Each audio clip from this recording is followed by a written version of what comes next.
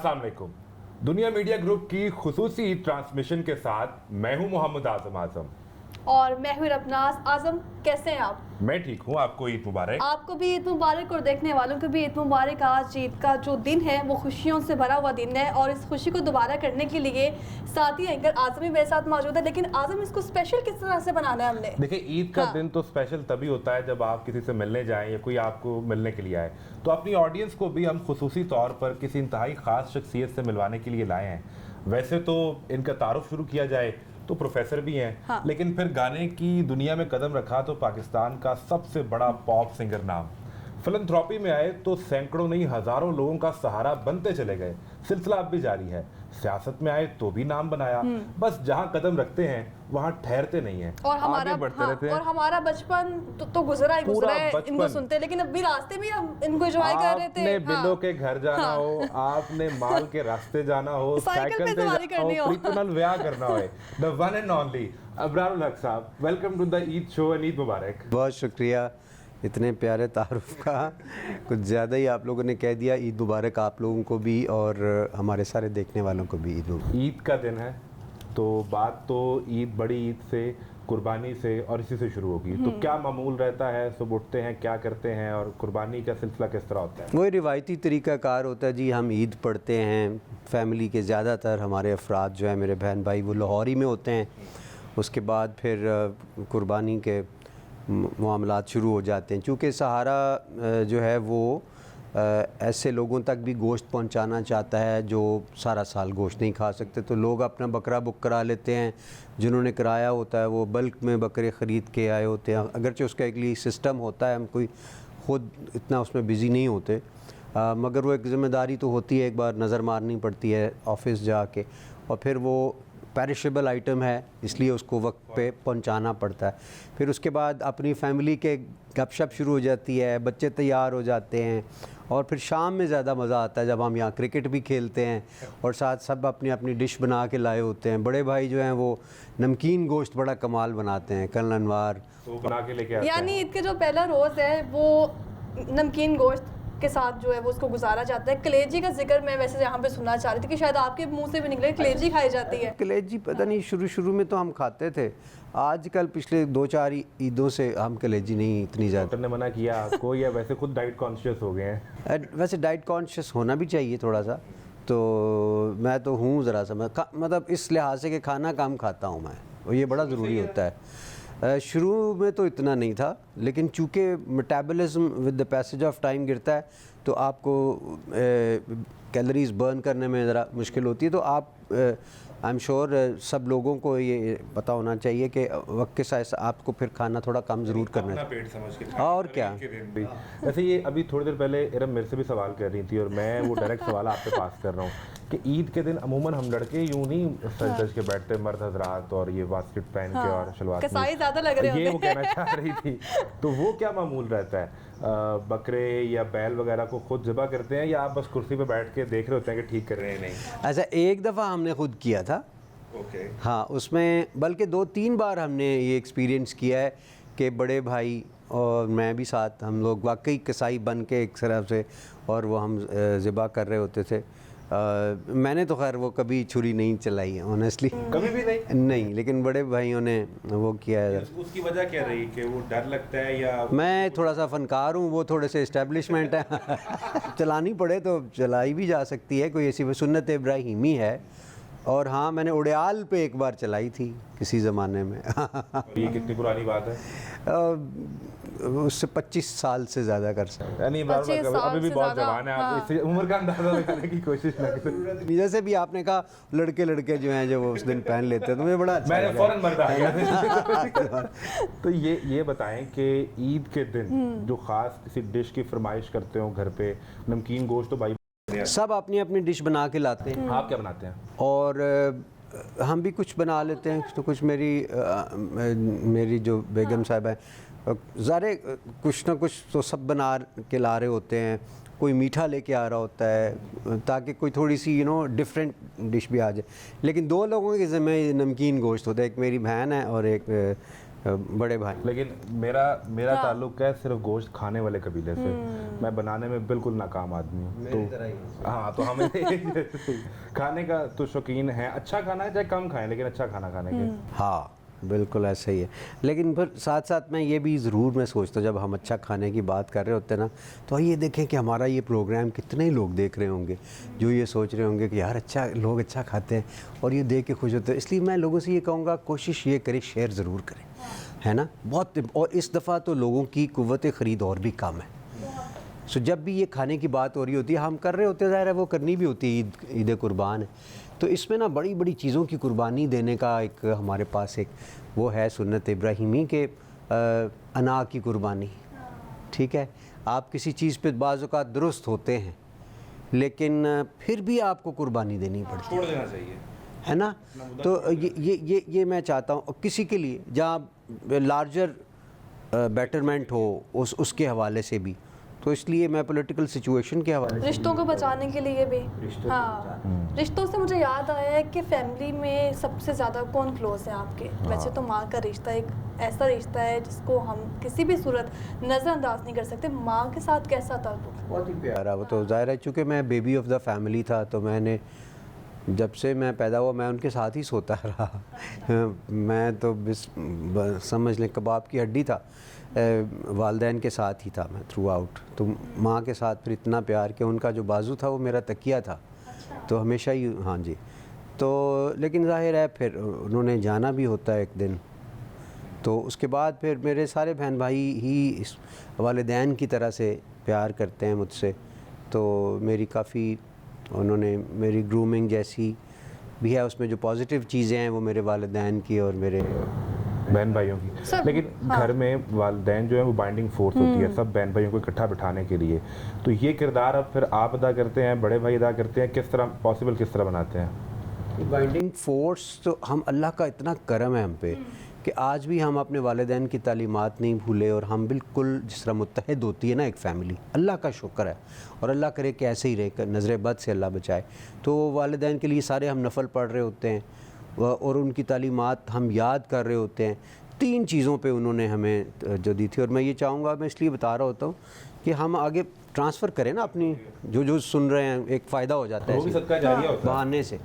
Number 1 तो ये कि नमाज नहीं छोड़नी, जो हमारा रिलीजियस वैल्यू सिस्टम है या फैमिली वैल्यू सिस्टम है कि अब्बू अम्मी के पाँव दबा के सोना है रात को, उनका एहतराम और इज़्ज़त इतनी ज़्यादा।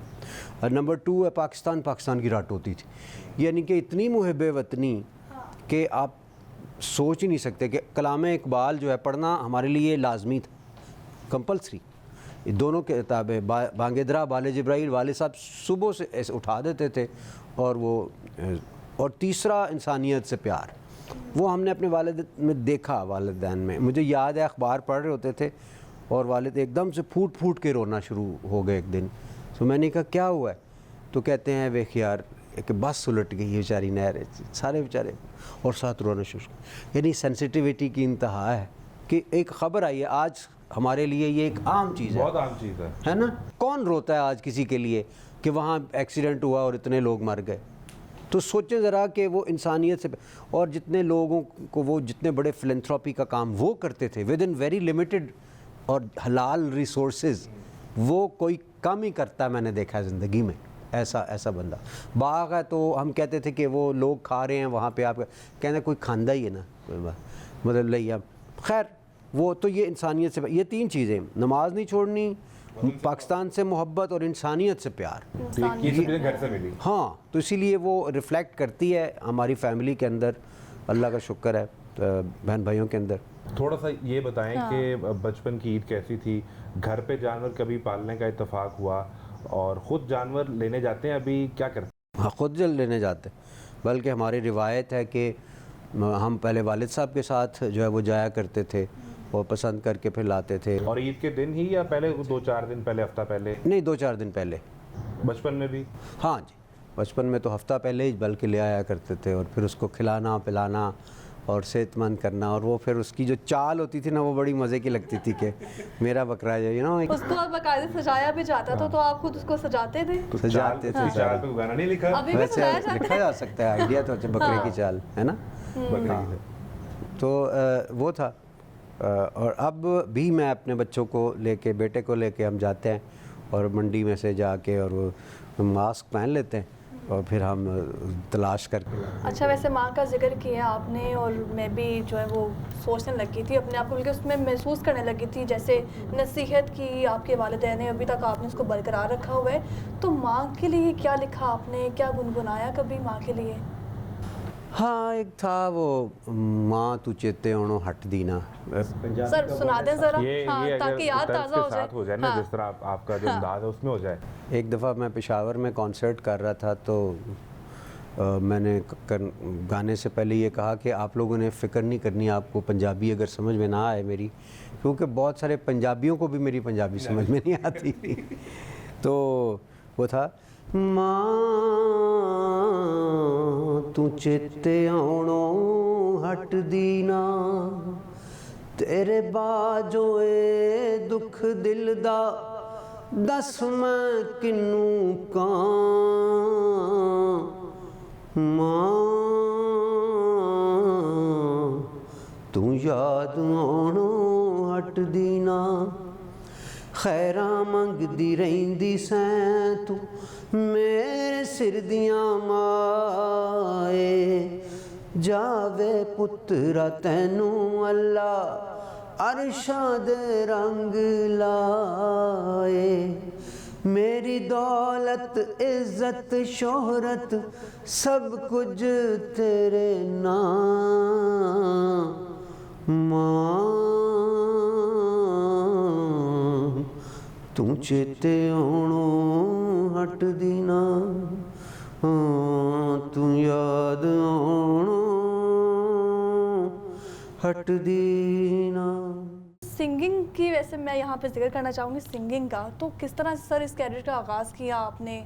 अभी जैसे आपने गुनगुनाया तो बाकायदा पता चला कि कैसे अल्फाज का जो सही इस्तेमाल आपने किया है यहाँ पे। बस वो एक सेंसिटिव माइंड होता है, हार्ट होता है लोगों का, वो हर चीज़ को महसूस करते हैं। जो सिंगर होता है ना, यहाँ सिर्फ सिंगर नहीं होते, जो लोग सुरों में फ़र्क कर सकते हैं, सुरों को पहचान सकते हैं, उनको अपना सकते हैं, वो यकीनन थोड़े से ज़रा नरम दिल के भी होंगे, वो सेंसिटिव भी होंगे यकीनन, और वो फिर मुआशरे की बहुत सारी चीज़ों को भी देख रहे होते हैं। तो बचपन से मैं सेंसिटिव सा था, किसी का दुख देखना है तो वो परेशान सा हो जाना, फिर सुर अगर कोई सैड सॉन्ग लगा हुआ तो मैं रोना शुरू कर देता, बगैर उस वक्त वर्ड्स का तो पता नहीं होता था, लिरिक्स समझ नहीं आ रहे ना लिरिक्स नहीं समझ आ रहे, सिर्फ ट्यून ऐसी है कि कई अब भी हम देख रहे होते हैं यूट्यूब पे, कई बच्चे जो है ना भाई गाना लगाएं तो दे स्टार्ट कराएं, तो मैं उनमें से था एक, और अगर हैप्पी सॉन्ग है तो उस पर मैं झूमना शुरू कर देता था।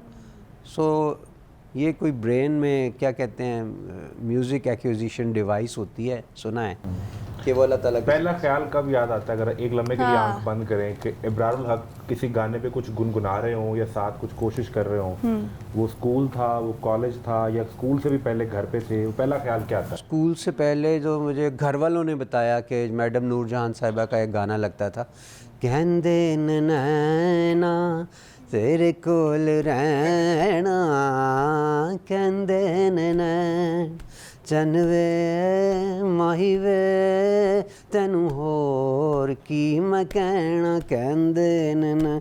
तो ये कहते हैं, हम कहते थे ये अबरार का गाना है। जब भी ये लगता था ये एक झूमना शुरू कर देता था। मैडम नूरजहां का गाना, और इतना मुश्किल गाना, जब घर पे आपने पहला गाना शुरू किया तो फिर कहीं प्रैक्टिस तो कर रहे होंगे, तो वो घर में आज़ादी थी, कहीं छुप के करते थे, वो क्या माहौल? नहीं, जब बिल्कुल छोटा था उस वक्त तो आज़ादी थी फुल टाइम। वो तो देखें, मैं स्कूल में सबसे पहले तो स्टेज पे मैं आया तकरीर के सिलसिले में कि स्पीचेस होनी थी, तो बिल्कुल क्लास 2 में था शायद, तो टीचर ने आके पूछा कौन बच्चा तकरीर करेगा।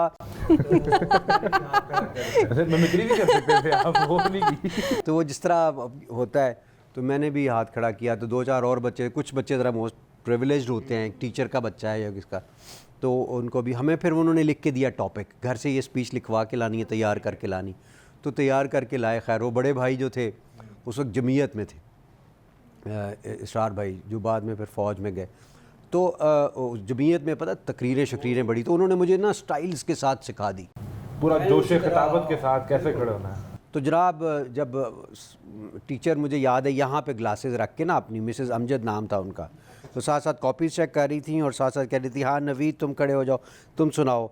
तो नवीद ने सुनाई, एक दो और बच्चों ने सुनाई, तो वो ज़रा मिन मिन कर रहे थे, तो कहती हैं ये क्या मिन मिन कर रहे हो, ऊंची बोलो, ताकत के साथ बोलो। तो मैं ज़रा पीछे बैठा हुआ था, तो बात और कौन बच्चा था, मैंने हाथ खड़ा, हाँ अबरार, चलो तुम सुनाओ, मुझे यहाँ तक आवाज़ आनी चाहिए।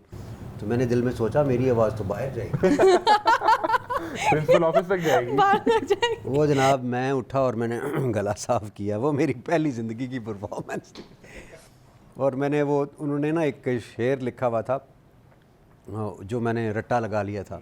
वो फ़ारसी का शेर था, उमर हा दर काबाओ बुतखाना मीना लदहयात दास बज़ में इश्क यकदनाए राज आयत बेरूं। जब मैंने ये शेर पढ़ा तो मिस ने यूँ करके ग्लासेस उतारी, उन्होंने कहा ये कौन सा बच्चा ये कौन है, ये कहाँ से? है? पूरी क्लास मुड़ के देख रही है कि ये क्या हो गया इधर सनसनी सी फैल गई है।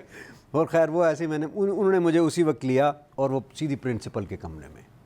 तो आपके अच्छा। आपके दिन में क्या ख्याल मैंने था? कहा यार पता नहीं क्यों लेके जा रहे हैं। अच्छा छोटे बच्चों को ज़्यादा ख्याल ख्याल आती है। हाँ, आपको लगा शायद कोई पता नहीं क्यों गलती हो गई मुझसे। हाँ पता नहीं क्यों, लेकिन उन्होंने अप्रिशिएट कर रही थी।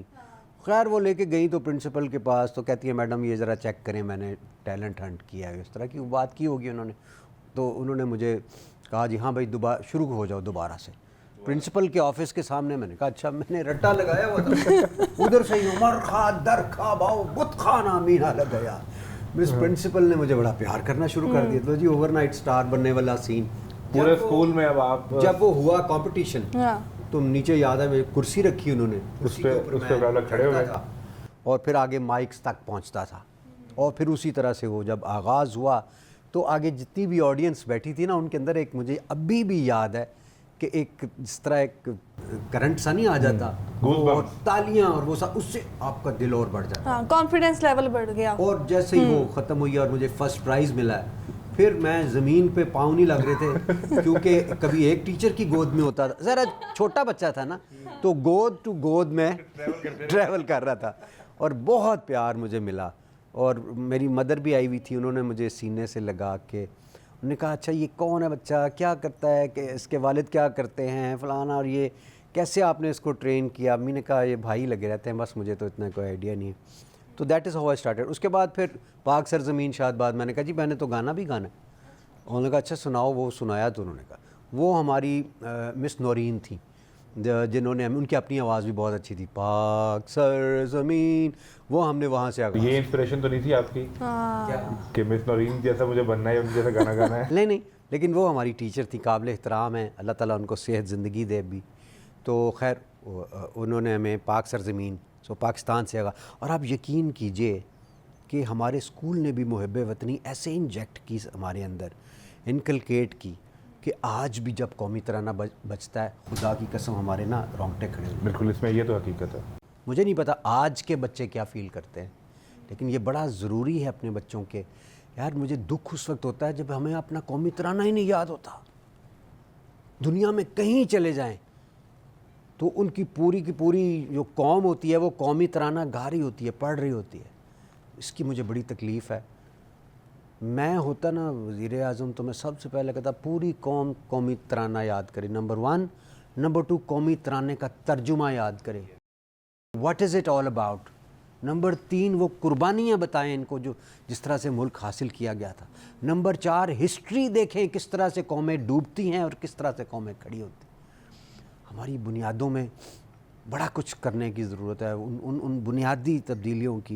ये बिल्कुल हकीकत बात है, इस पर साथ में बात करते भी रहेंगे। लेकिन मैं ये समझना चाह रहा हूँ कि घर पे कितनी आज़ादी थी कि अबरारुल हक सिंगर बन जाएं, या वो चाहते थे कि अबरार भी बड़े भाई की तरह फौज में जिस तरह आपने बताया कि बड़े भाई का ताल्लुक जमीयत से भी था। हाँ, 2 भाइयों का तो वालिद साहब को शौक़ था कि इनको फ़ौज में जाना चाहिए। इनफैक्ट पहले का, दूसरे ने कहा मैंने भी जाना है, तो उन्होंने कहा चल तू भी जा। दोनों फ़ौज में चले गए। अब मेरे पे उनकी नज़र थी कि इसको अफसर शाही जो होता ब्यूरोक्रेसी में इसको लेके आने, कुछ सीएसएस करवाएंगे और ब्यूरोक्रेट बन जाएंगे। तो हम भी उसी लाइन पर चल रहे थे। कायद-ए-आज़म यूनिवर्सिटी से मास्टर कर लिया, लॉ की तालीम हासिल की और फिर सीएसएस की तैयारी शुरू कर दी। साथ ही साथ HSN कॉलेज में मैंने ज्वाइन कर लिया एज ए टीचर। क्योंकि वो थोड़ा सा होता है ना, सब कहते हैं कि थोड़ा सा प्रैक्टिकल लाइफ में जाओ, एक्सपीरियंस होना चाहिए, इंटरव्यूज़ देने का एक्सपीरियंस। तो गपशप वो भी एक अजीब किस्सा था कि बड़ी दुनिया आई हुई थी इंटरव्यूज़ देने के लिए। मैंने कहा मेरी यहाँ कहाँ दाल गलेगी। वो एचएसएन के जो प्रिंसिपल थे शमीम एस खान, और वो गोरा टाइप इंसान थे, ख़तरनाक, मतलब किसी को उन्होंने माफ़ नहीं करना, ऑन मेरिट, ज़ाहिर है ऐसा वैसा। तो वो एक आया इंटरव्यू देने के लिए, वो ग्रीन कलर होल्डर था, उसको भी उन्होंने निकाल के वो बाहर मारा, वो ऐसे पसीना साफ़ करके कहता है मैनू तो सवाए पसीने दे शय कोई नहीं आई अंदर। दूसरा आया वो भी उसी तरह से। तीसरा आया, वो 6-7 लोग थे हम कैंडिडेट, आखिर पे हम 2 रह गए। तो मुझे उसकी बात बड़ी क्यूट लगी, जो कहता है दुआ करें हम दोनों में से कोई हो जाए, क्योंकि अक्सर ये लोग ना दोबारा एडवर्टाइज़ करते हैं जॉब को ना कि तो मुझे ना उसकी बात उस पर तरस भी आया और प्रिंसिपल पे गुस्सा भी बड़ा आया। मैंने कहा इसकी ऐसी की तैसी ये कर क्या रहा है। खैर जनाब अगली बारी मेरी थी तो वो मुझे आते ही कहता मिस्टर अब्रार उल हक कहलोन। कहलोन हमारी सब कास्ट है, Kahlon. Kahlon, I believe, is an Arabic word which is the plural of the word kahil, which means lazy. Mr. Abrar, are you lazy? मैं क्या झुकता तो साढ़े ना फिर मैंने भी कोई लगा दी उसको, मिस्टर शमीम फ्रॉम फैसलाबाद। फिर वो हंसा, फिर गपशप लगना शुरू हो गई। फिर वो उसने नज़रिए के बारे में क्वेश्चन किया, आइडियोलॉजी ऑफ पाकिस्तान, और फिर मैंने थोड़ी सी पॉलिसी साइड पे मैंने कहा ये यंग बच्चों को, कहता do you think all of the Muslims of the subcontinent were in the favour of inception of Pakistan. I said of course not, but you know why to you know teach at specially at this level इन बच्चों को ऐसी चीज़। We should try to inculcate spirit of nationalism and patriotism. कहता no here we have a tradition to teach truth to my boys. मैंने कहा I will teach them according to the policy of the government. अब खैर मैं तो मकसद ये था कि मैं पाकिस्तान की पॉलिसी के मुताबिक, उसने समझा कि हमारे कॉल ये भी वो होता है जब अल्लाह चाहे तो पुठियाँ कहते ना सीधियाँ हो जाए। वो आगे से हंसा इट्स ओके। तो खैर गपशप लगी, तो उन्होंने मुझे जनाब वहाँ पे एचएसएन कॉलेज में मुझे मौका मिल गया। सो मेरे लिए ये प्राइड की बात थी कि बड़े बड़े लोग यहाँ पढ़ते रहे, मैं पढ़ाऊँगा और मैं कल को कहूँगा वो तो जितने तुसी पढ़ते रहे हो मैं पढ़ाता रहा। तो आपने पंजाबी की मिसाल को असल में सच साबित किया है। हाँ। अच्छा सर, जिस तरह माँ से आपका ताल्लुक आपने बयान किया है, इसी तरह वालिद साहब के साथ भी था। वालिद साहब के साथ ऐसा कोई वाकया जो आप कभी नहीं भूल सकते? कभी भी नहीं? वालिद साहब के साथ बड़ा ही प्यार मोहब्बत का, और वो जो अब गपशप लगाते थे ना, हम सारे बहन भाई उनके इर्द गिर्द बैठ जाते थे, कभी उनके पाँव दबा रहे हैं, और वो हमें जोक्स भी सुनाते थे। उनको अल्लामा इकबाल से बड़ा प्यार था, लगाव था, वो हमें उनके शायरी सुनाया करते थे। और फिर किसी ने शायरी का पंजाबी में तर्जुमा किया था, किसी ने ये बुकरात, किसी ने ये सुकरात से जाके पूछा मरज़ तेरे नज़दीक मोहलिक हैं क्या क्या। तो कहते हैं किड्डा खूबसूरत इन्होंने पंजाबी तर्जमा किया है, किसे पुछया जा बुकरात कोलों रोग केड़े ने जान नू मार दे जी। यू नो वो कमाल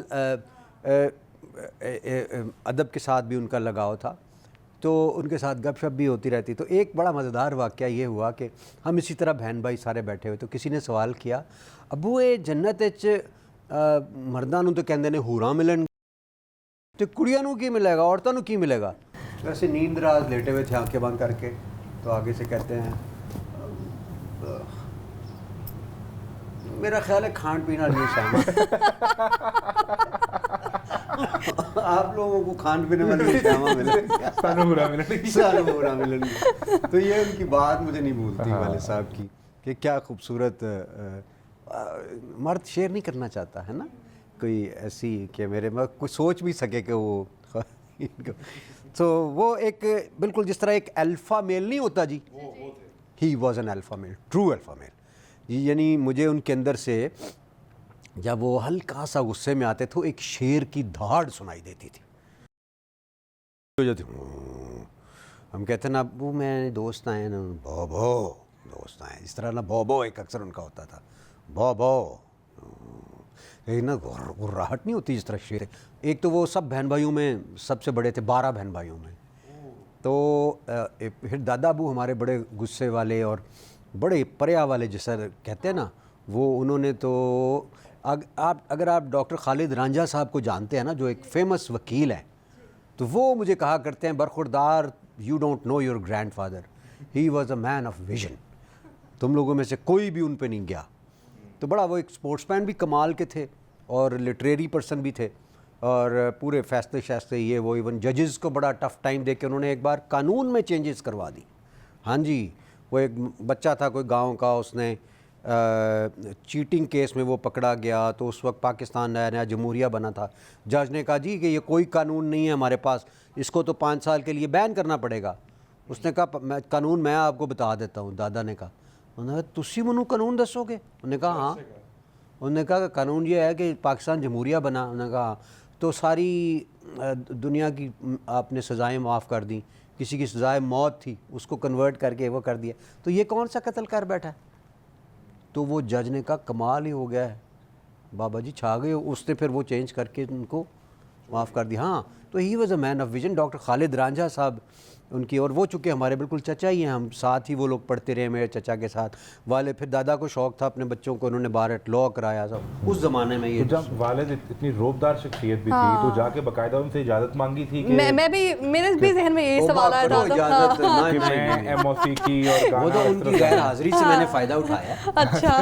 उस वक्त व्हाट्सएप तो होते नहीं थे, तो वो जो आप ज़मीनों पे गए हुए थे, रिटायरमेंट हो चुकी थी, तो वहाँ बाग वाग जब जाते थे तो महीना डेढ़ रहते थे। तो वो पीछे से एल्बम तैयार हो चुकी थी। पहले तो सोचा, मेरा एक दोस्त था रेहान, उसकी तस्वीर लगाएंगे ऊपर, नाम अपना देंगे और उसको रिलीज़ कर देंगे। रेहान भी तैयार हो गया। तो बड़े भाई कहते हैं कि तुम क्यों डर रहे हैं इतना, कुछ नहीं होता। मैं कहा अब्बू आपको पता है? सबको मालूम था लेकिन वालिद सबको मालूम नहीं था। नहीं, वालिदा को पता था। वालिदा को पता था। हाँ, तो अनवार भाई ने चूँकि मेरी हेल्प की थी उसमें फाइनेंशियली, तो वो मेरे पास तो इतने पैसे नहीं होते थे। एचसन कॉलेज में जॉब थी, थोड़े से पैसे होते थे, वो मैं अम्मी अब्बू को ही दे देता था मैं। और ये भी मैं पैगाम दे रहा हूँ बच्चों को कि ये शेयर कर लिया करें, क्योंकि आपकी इतनी बड़ी दौलत है ना वो, कि अगर आप अब उनको ही सारा कुछ दे देना तो फिर भी आपने हक़ नहीं अदा किया। जहन में रखें हम। तो खैर वो उन्होंने पैसे दिए, मैंने एल्बम बना ली। एल्बम खैर फिर एंड पे कहते नहीं तुम लगाओ अपनी तस्वीर। फिर मैंने अनवार भाई के कहने पे वो लगाई और फिर वो एल्बम। वो तो वालिद साहब को कैसे मालूम हुआ कि ये तो मेरे बेटे की आवाज़ है? हाँ, वो वापस आए तो मैंने डॉक्टर खालिद रांझा साहब को वकील कर लिया। वो भी पूरे आपको पता है वकील थे ज़बरदस्त मेरे। तो वो कहते हैं पाजी छड़ो किन्ने गल्लां पै गए, छड़ो ही कि उनकी वो एहतराम इज़्ज़त करते थे। उन्होंने कहा यार एक काम, एक गल है कोई इन्हें काम शुरू कर लिया फलाना सारा। तो वो कहते हैं नहीं वेखो ना, हेड ऑफ़ द स्टेट भी उसकी बड़ी रिस्पैक्ट करता है, तो म्यूज़िक करने दें, कोई ऐसी गल नहीं, आजकल कोई नहीं एडी चीज़ फलाना। तो ऐसे अब्बू फिर मुझे याद ऐसे लेटे हुए थे, कहते अच्छा चल सुना फिर कुछ। तो मैं ना डरते डरते वो इंशा जी उठो उनको सुनाता होता था। वो इंशा जी उठो अब कुछ करो, इस शहर में जी को लगाना। इंशा जी उठो अब कुछ करो, वहशी को सकून से क्या मतलब, जो होंगी का नगर में ठिकाना। अच्छा मैंने ये सुनाया थोड़ा सा, तो कहते हैं वाह वाह वाह, नहीं माशाल्लाह पुत्र तेरी आवाज़ तो बड़ी चंगी है, लेकिन यार कोई काम तो नहीं ना। वही वाली बात एंड में ये होती। तो जब इससे एल्बम अब फेमस हो गया, आप लोग पहचानते हैं, कभी ऐसा कोई मौका आया कि उनके साथ कहीं बाहर हों और फैंस आकर मिले हों तो उस पर खुश हुए हों? क्योंकि वालिदैन तो इस पर बहुत खुश होते हैं।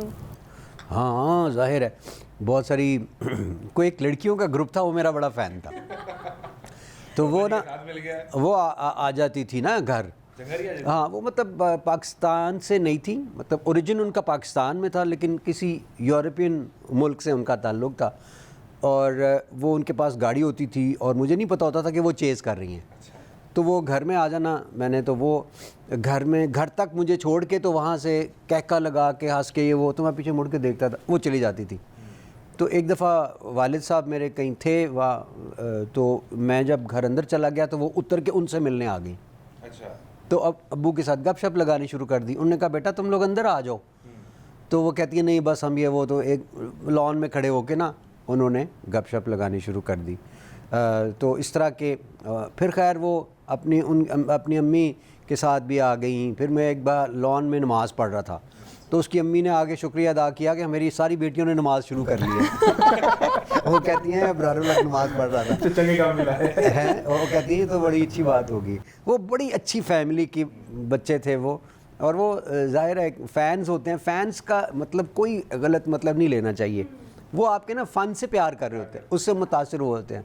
तो अक्सर फिर ना वो फ़ोन भी वाले साहब, उस वक्त घर वाला फ़ोन होता था ना जो आप TIP वाला, तो वो वाले साहब उठा के तो उनसे फ़ैन से कितनी कितनी देर बात किया करते थे। हाँ, तो फिर उन्होंने एक तरह से समझौता कर लिया था। और फिर स्पेशली वालदा की वफ़ात के बाद जब हमने हॉस्पिटल शुरू किया तो उस वक्त तो क्योंकि मेरी ज़रूरत थी पैसों की हॉस्पिटल के लिए, तो फिर उन्होंने समझौता ही किया हुआ था कि चलो ये कर रहा है तो एक नेकी का काम है, वो हो जाएगा। फिर वो होता हुआ उनको नज़र भी आ रहा था, ज़मीन ख़रीद ली, नक्शा बन गया।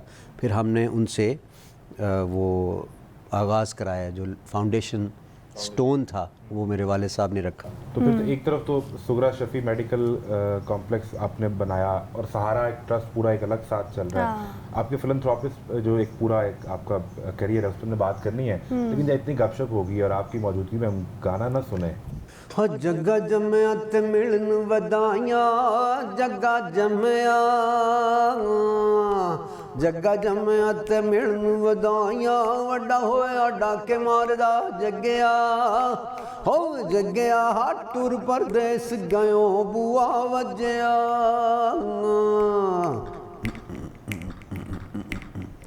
हो जग्गे जट दा जग्गे जट दा जग्गे जट दा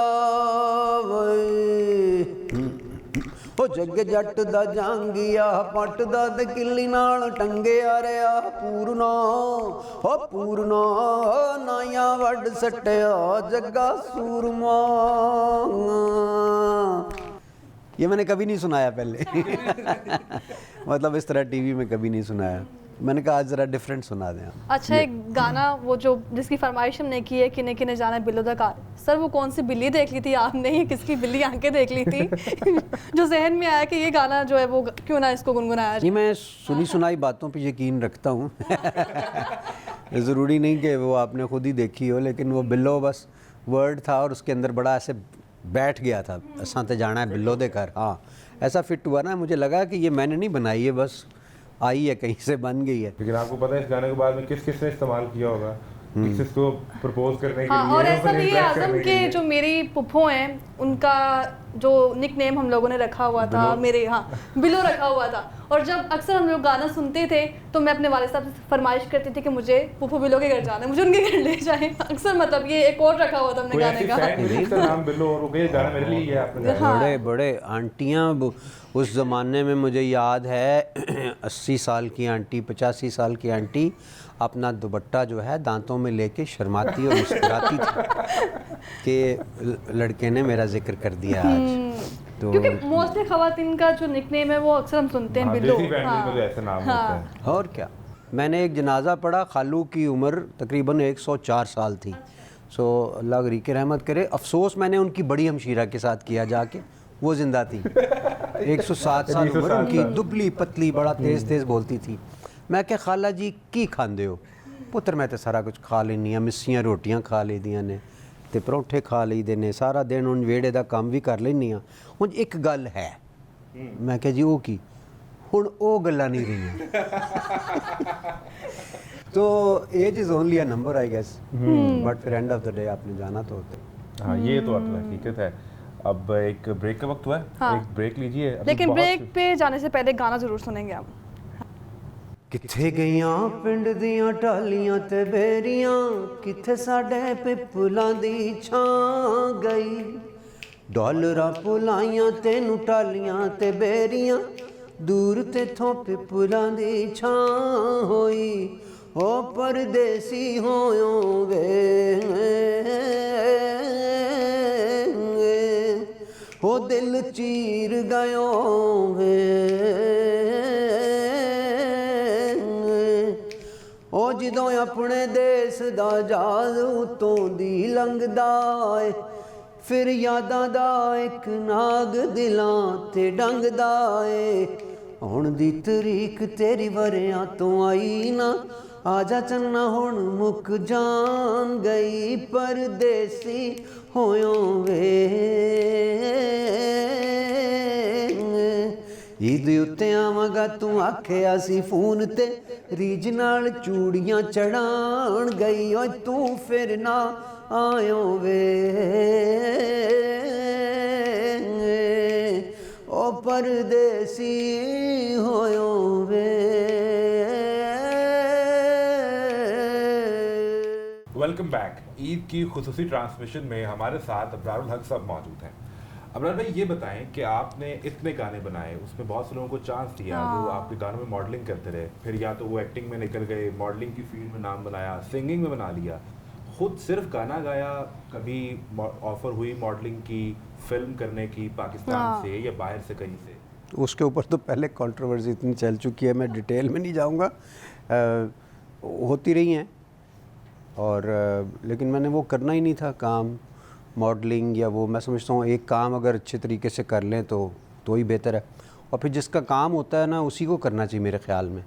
अगर कोई गुड लुकिंग लड़का है तो उसको लोग ज़्यादा शायद देखना चाहेंगे, तो मुझे कोई इतना शौक़ नहीं है कि मैं हीरो बन के ही सामने आऊँ। लोग कहते हैं ये तो बड़ा आपकी ज़रा नवाजी है, लेकिन लुक्स तो हीरो वाली है ना, ये खूबसूरत मूछें आपकी, क्योंकि पंजाबी फिल्म में ये खूबसूरत सा जो हीरो चाहिए हो, तो अभी भी आप अच्छे लोग हैं यार दोनों। आप लोग कहाँ थे इतने अरसा, पहले क्यों नहीं नजर आया? मुलाकात बहुत लेट हुई है, मुलाकात बहुत लेट है। तो अब भी तो ये हो सकता है ना, अगर पहले कभी इस तरफ जाने का नहीं, मेरा ज़िंदगी में एक था कि मैंने कोई एक करना है काम जो मैंने अभी तक नहीं किया। अगर मौका मिला मुझे तो मैंने एक ड्रामा खुद लिखा है। अच्छा। हाँ, मतलब मेरे जहन में है, अभी मैंने उसको तहरीरी शक्ल नहीं दी, ड्रग्स के ख़िलाफ़। उसमें मैं काम खुद करूँगा। हाँ, उसमें मेरा दिल है कि मैं करूँगा, मैं खुद ही शायद उसको प्रोड्यूस करूँ। किसी स्क्रीन पे जल्द ये ड्रामा आएगा या अभी इन प्रोसेस है? इन प्रोसेस है। देखिए ज़रा, मैं सुस्त भी तो हूँ ना काफ़ी। ये बताएं कि ये जो सहारा ट्रस्ट आपने बनाया और इससे पहले सुगरा शफ़ी और फिर सहारा, ये ख्याल तो एक सेंसिटिव आदमी है, जहन में कहीं आ गया होगा। इसके दौरान कोई ऐसा केस, कोई ऐसी कहानी जो दिमाग में बैठ गया हो और फिर लगा हो कि अबरार साहब ये आपने अच्छा काम किया है और अल्लाह को मैं ये दिखा सकूंगा कि ये देखेंगे मैं ये करके आया हूँ? शुक्र अल्हम्दुलिल्लाह, अल्लाह का जितना शुक्र अदा करें। असल में तो क्रेडिट जाता है हमारे वालिदैन को जिन्होंने ये बीज बोया था, और मैं इसी तरह कभी हंस रहा होता हूँ कि नाम ऊपर उनका लिखा हुआ है, सुगरा शफ़ी अस्पताल। सो अल्लाह ने जिनका नाम लिखवाना था लिखवा दिया। हमें, मुझे, इसरार भाई को, अनवार भाई को अल्लाह ने इस्तेमाल किया, ठीक है, और हम उससे पैसे भी लगवाए। मतलब मेरा जो एक मेजर चंक था जो मैंने कमाया, तो 24-25 करोड़ उस ज़माने में अरब की तरह था, तो वो सारा अस्पताल में, ज़मीन भी खुद ख़रीदी क्योंकि उस वक्त की हुकूमत ने ज़मीन नहीं दी मुझे। उन्होंने कहा पहला एक नू दे के पछता रहे हैं खैर वो ज़मीन भी खुद ख़रीदी, वो उस पर काम शुरू करा दिया, पहली स्टोरी बन गई, फिर उसके बाद आगे अल्लाह का शुक्र है कि वो अल्लाह ने हमसे काम करा लिया, वरना दुनिया से हमने सब ने चले जाना। असल चीज़ तो है सदका जारिया वालिदैन के लिए, तो उसमें कोई रुकावट नहीं आई, पीछे मुड़ के नहीं देखना पड़ा। जब आपकी नीयत अच्छी होती है, जब आप ख़ुद उसमें अपना लगा रहे होते हैं सरमाया, फिर दुनिया आपके साथ हो जाती है। रास्ते ऐसे खुलते गए हैं ना कि कोई, लेकिन फिर भी मैं कहूँगा कि बीच में मुश्किलात आती हैं, आपको डिस्करेज करते हैं लोग, आप कहते हैं कि छड़ दे कम केड़े कम पै गए। तनकीद करने वाले बहुत शुरू में जब मैंने किया तो लोगों ने बड़ा मजाक उड़ाया। लेकिन ये तो नसीहत ही आपने पहले बताया, वालिदैन की तरफ से नसीहत थी कि इंसानियत की खिदमत करनी है, तो वही मेरे ख्याल से सोच आपने ज़हन में रखी है इस प्रोग्राम का। हाँ। जो है वो, और मैं नौजवानों को ये चीज़ बताना चाहूँगा कि रुकावटें ज़रूर आती हैं। You start from a dispensary, then go from there. एक छोटी सी डिस्पेंसरी शुरू करो, फिर 2 बनाओ, फिर ऐसे करो। तो मुझे हॉन्ट करती थी ये चीज़ें। मैंने कहा जब अल्लाह ने करना है तो वो बनाओ। सारी गुफ्तगू में हमने कहीं मोहब्बत का जिक्र नहीं किया, सर मोहब्बत हुई अभी तो मोहब्बत ही का तो जिक्र हो रहा है, अपने मुल्क से, अपने किरदार से, अपने उसूलों से। इरम एक खास मोहब्बत का पूछ रही हूं मैं। फैन फॉलोइंग, खवातीन घर पे आ जाए करती थी पूरे ग्रुप, तो किसी ने पैगाम भिजवाया, आपने किसी को पैगाम भिजवाया, एक तवील खामोशी, क्योंकि ये प्रोग्राम भाभी ने भी देखना है। यार ਤੁਹਾਡੇ ਕੋਲ ਹੋਰ ਕੋਈ ਗੱਲ नहीं? तो अभी तो अच्छा, यहाँ इसका के करीब मतलब भी नहीं कभी है ना, वो हुई बता थी दें। जिस तरह से खामोशी साध ली आपने? नहीं कोई इस तरह मोहब्बतें हुई। थोड़े कहे को ज्यादा नहीं, समझ। मेरे जहन में कभी जोक आ रहा है कोई, वो सुनाऊं, या वो मेरा एक दोस्त था मार, वो कहता होता था यार पता नहीं क्या बात है, मुझे ना हर महीने एक नई लड़की से सच्चा प्यार हो जाता है। एक तो एक नई लड़की, हाँ, और वो उसके बाद सच्चा प्यार, उस प्यार को भी वो सच्चा कहता। सच्चे प्यार का सांचा एक था, वो लड़कियां तो पूरी उतराती थी। ये शादी लव मैरिज थी, अरेंज मैरिज थी? Arrange marriage. Arrange marriage, totally arrange marriage. Totally arrange. हाँ। मतलब हैरान क्यों हुई है? टोटली जिसकी अरेंज इतनी फैन फॉलोइंग वो हैरान होना तो बनता है ना। हाँ। तो पैगाम तो बहुत से आए होंगे आपके पास हाँ। कि ज़ाहिर है सब ज़िंदगियों में मुख्तलिफ मामला चलते रहते हैं, लेकिन चूँकि आपकी कोशिश ये होनी चाहिए, मैं समझता हूँ कि आपके जैसे ही लोग। हाँ, लेकिन जब मैंने सवाल पूछा, आज़म ने पूछा, तो आप सोचने लग गए कि मैं, आपने बताया अभी कि जोक सुनाऊं या कोई वाकया सुनाऊं, तो कोई वाकया कौन सा था? कौन सा? शादी से रिलेटेड? आपने एलिया को शादी के बाद देखा, पहले देखा हुआ था कि- और नहीं पहले देखा था यार, अब वो ज़माने नहीं है। वो मेरे अलबत्ता मेरे भाई ने ना, अनवार भाई ने, कोई नहीं देखा हुआ था उस वक्त। दादा हुजूर जो है वो ख़त के ज़रिए पैगाम दे देते थे। उन्होंने वालिद साहब को ख़त लिखा, अनवार भाई को भी नहीं लिखा, कि पिसरम, डियर पिसरम अनवार मोहम्मद शफ़ी, तुम्हें बहुत मुबारक हो, मैंने लेफ्टिनेंट अनवारुल हक की निस्बत तय कर दी है। हैं, लड़की माशाल्लाह खूबसूरत नेक है और पढ़ी लिखी है, उसको भी मेरी जानिब से मुबारकबाद दे देना। फ़कत तुम्हारा वाले बेगम के लिए कभी कुछ लिखा, कुछ गाया? ये आपने आइडिया अच्छा दिया है वैसे। अच्छा, मैंने अब तो सारे गाने उसी को डेडिकेट कर दिए। ये आपने बचने के लिए कहा है एंड पे। मैं कवर कर रहे हैं। नौकरी नहीं करनी।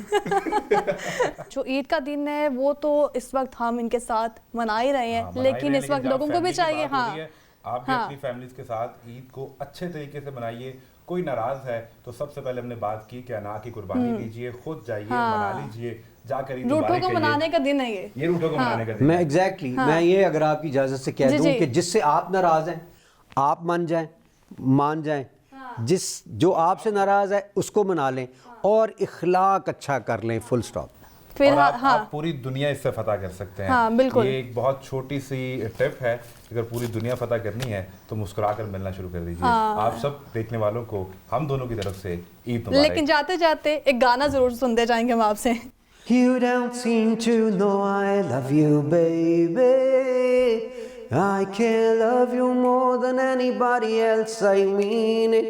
यानी के सानू तेरे नाल प्यार हो गया, साडा दिल बेकरार हो गया।